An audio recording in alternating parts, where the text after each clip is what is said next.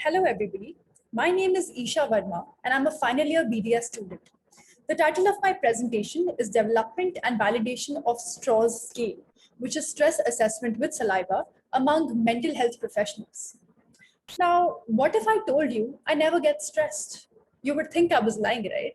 Because stress is one of the reasons I was able to submit this presentation just in time, but it is also the main reason why I feel nauseous just before an exam.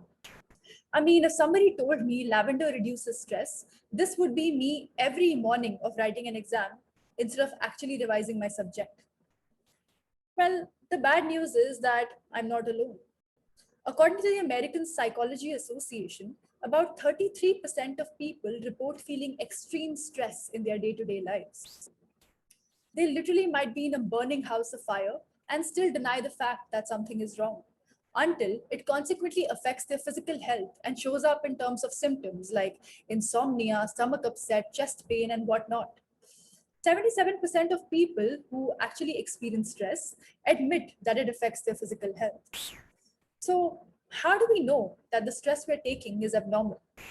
Would you trust your grandma for it? Or the doctor who asks you to correct your diet and sleep more and exercise more? Or would you then put your faith in science, which is coming up with a new and promising technology of salivary diagnostics? I mean, this is no news to us. Even in the Holy Scriptures, saliva was known to be a curative agent for a blind man. Ancient Romans used to spit on epileptic patients to ward off their bad luck and to essentially cure them. And there was a famous rice test in ancient China where a person was asked to swallow a mouthful of dry rice. And if they weren't able to, that means that they were guilty or anxious. Which is why the rationale of this study is to create awareness about salivary diagnostics. Now, using saliva as a tool to diagnose stress is more of an objective way. You could, calculate the cortisol levels of the person. But the current methods that are used to diagnose is various questionnaires and scales like perceived stress scale and standard stress scale, which basically take the responses of the patient and tabulate it and give a final score. The issue with such questionnaires is that they might be subjective because let's just say that a person is not feeling so stressed today, but tomorrow he's extremely stressed. So that could vary based on the mood of the patient and hence can be a subjective way of asking the patient's stress levels and kind of diagnosing it. And this is done by the mental health professionals, which is why they are our target population for the scale. Now, this is an umbrella term for psychiatrists, clinical and counseling psychologists because they deal with stress and related disorders on a day-to-day basis. Hence, the objective of the study is to develop and validate a scale that can assess the knowledge, attitude, and practice of saliva as a tool to detect stress among mental health professionals. So the methodology has majorly 5 stages. The first is the formation of a conceptual framework. The second is the systematic development of an item pool. The third is refining of this item pool via focus group discussion, cognitive interviewing, and pre-testing. The fourth stage being validity, and the final stage being reliability. So let's just run through how exactly a scale is formed. Well, the first stage being the formation of a conceptual framework is where we come up with relevant constructs for the scale. So this comes from sources like literature and opinions of the experts. Let's just say in the scale, one of the constructs is stress. So then the second stage where the systematic development of the item pool is there is where we come up with items or questions under that particular construct of stress. So the question could be like, how often do you feel stressed in a week? So that could be one of the items under the construct. The third stage is where we refine the item pool. Let's say we came up with 10 items under the particular construct. So here we have to reduce it and modify it as much as possible. This includes item discussion, modification, and coming up with a more refined scale. Now, this can be done via 3 major steps. First is the focus group discussion, which is more of a qualitative research aspect of things, where the perceptions, opinions, ideas of the panelists are taken into consideration. And this is basically an in-depth open discussion where the panelists are encouraged to express their opinions freely. And this is also predetermined semi-structured interview where it is moderated and all of the opinions of the panelists are neither right or wrong. The second step, which is cognitive interviewing, is more of a one-on-one interview directly with the target population. And here the participants are encouraged to think aloud. So let's say that we gave them an item and we will ask them what exactly goes on in your mind when you hear that particular item. And here is where we measure the gap between what the question that we framed intends to ask and what they actually understand out of it. And this is done by observing the cognitive processes of the participants. The third stage is the pre-testing under the refinement process. Now, this includes peer and respondent review, and this helps us check the understanding of the questions as well as the response adequacy of the participants. And here, only the modification of the items can be done mostly, and some removed items can also be there. The fourth stage includes the validity testing of the scale. Here, it is measured if the scale is measuring what it purports to measure. And this mainly includes the validation by the subject experts, who could be both internal and external. And they give their opinions and suggestions on how to further enhance the scale. The final and the fifth stage of the questionnaire development is reliability. And here we come up with two main values. One is the kappa value, which is derived for each item, and this tells us the reproducibility. And the second one is the Cronbach's alpha value, which is the overall consistency of the scale. And once we know these two, we will be able to find out if the scale is ready to go for clinical use. So coming to the results of the study, the four constructs that were formed under the conceptual framework were stress, saliva and salivary biomarkers, saliva sampling, and the current diagnostic tools. The second was a systematic development of the item pool. So each of the constructs had items that were generated under them. The stress construct had 5, the salivary biomarkers had 10, the saliva sampling had 7, and the current diagnostic tools had 5, giving us a grand total of 27 items under the systematic development. Now, once the items have been developed, they have to be refined further, right? And this is where we were able to reduce at least 10 items through the refining process. And this was done by virtually moderated sessions, such as the focus group discussion, as well as a cognitive interview. Now, in the focus group discussion, we had 6 participants, where 2 were dentists, who were the subject experts, and the other 4 were psychologists and psychiatrists, who were the target population. And we took their opinions and suggestions and introduced new items into the scale, as well as their opinion on the items that were already pre-existing from the systematic development phase, and they were modified or removed. As you can see, this is a screenshot of the focus group discussion that was held on Google Meet.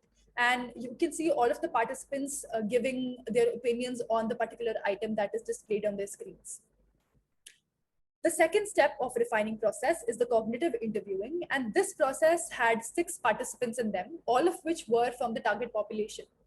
And this was a virtual one-on-one interview that was recorded and then later on interpreted. So here we kind of observe their cognitive processes. This is one of the counseling psychologists who was a part of the cognitive interview. And I'm asking her what exactly comes to her mind when she listens to this particular item or she sees this particular question. And after each of these items that she answers, she also answers these relevant questions, which is, was this question easy or hard for her to understand? Did this question make sense to her? And if there was a better way that she could suggest to modify this question. And this was done to all the mental health professionals that were outside the city. The third step of refining is pre-testing, which was basically a nationwide pre-testing survey that was circulated. And this was conducted via an online survey platform, and Google Forms platform was used for this. So the final refinement process gave us a total of 17 items. Now, this was after removing and adding and modifying each of the 4 constructs under the focus group discussion, the cognitive interviewing, as well as the pre-testing, and gave us under stress 5 items, for salivary biomarkers 5, saliva sampling 4, and current tools 3, thereby reducing the items from 27 to 17. The fourth stage is the validity testing, where the scale was sent to subject experts in the field of questionnaire development and salivary diagnostics. And the external validator who was outside the institution went through the scale and gave us her suggestions, whereas the internal validators who were inside the institution also went through the scale and gave us some modifications for the items. The last and final stage of reliability is where we did a statistical analysis of the scale. So the kappa value, which kind of tells us the test, retest, reproducibility, was known to be above 0.7 for more than 80% of the items, which was quite a good value. The second one was Cronbach's alpha value, which was 0.84, and this tells us the internal consistency. So both basically kind of point to the fact that the scale is reliable and good to go for clinical use. Coming to the discussion, now we know that for evidence-based practice, these are the three main pillars. The first being best scientific evidence, the second being patient values, and the third being clinical experience. Now, this KAP survey focuses on the clinical experience aspect of things. And since the disorder is stress, and it is more of a subjective disorder which cannot really be measured, although it is usually put under the bridge and is kind of underrated, despite knowing its systemic relevance, we have come up with this framework that was devised based on relevant articles as well as the opinions of subject experts. As Vaughan et al. Once pointed out, that expert review, cognitive interviewing, and piloting are steps of paramount importance in content coverage of a scale development, which is all of that we have followed in the study. This research scale has a good reproducibility as well as a validity, and hence the strengths are as follows. The first, that it is a unique and reliable scale, that there are not many or any at all stress saliva scales that are currently available to assess the KAP of professionals. The second being that it has a bottom-up approach to raise awareness. So we are not targeting the general population to, kind of make them aware about the field of salivary diagnostics, but we are reaching the people who actually work in the field of stress and telling them about the possibility of a salivary diagnostic future in their clinical practice. The third is that the scale was not limited to a particular community or a particular region, but it was a nationwide extent survey and discussions, and all of the opinions that were tabulated were from people all around India. And the final strength would be that we not just took the subject experts' opinions in coming up with a scale, but also the target population's opinions, and hence thereby strengthening the theoretical analysis of the item generation process. Well, the limitations of the scale would be that since the umbrella term of mental health professionals has psychiatrists, clinical and counseling psychologists, all of them actually have very different academic backgrounds. And thus their level of understanding for each of the items was very different, showing the variability in their responses. The second limitation is that the clinical acceptance for an objective testing like saliva is quite less compared to the habitual practices that the mental health professionals have of doing it via surveys and scales and questionnaires. And that is more of a subjective testing. So it will take a while for us to get there. The future direction would then be to make subtle modifications of the scale so that it can be extended to various other healthcare professional groups, and then to evaluate their knowledge and attitudes and practices. Maybe they could be neurologists or they could be dentists. We should probably extend the scale to further groups. Some eyebrow raising questions.